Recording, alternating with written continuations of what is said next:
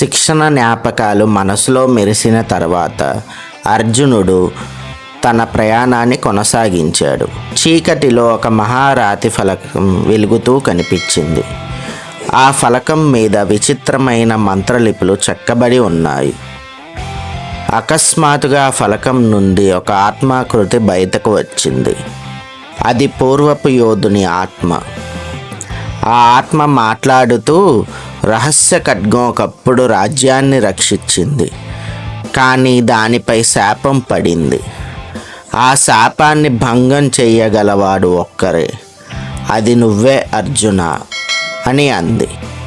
ఈ మాటలు విన్న అర్జునుడు మనస్సు భారమయ్యింది. కానీ అతని కళ్ళల్లో ఏదో తెలియని కాంతి వెలిగింది. నేను ఈ విధిని స్వీకరిస్తున్నా అని అర్జునుడు ప్రతిజ్ఞ చేశాడు. ఆత్మస్వరం మారుమ్రోగింది.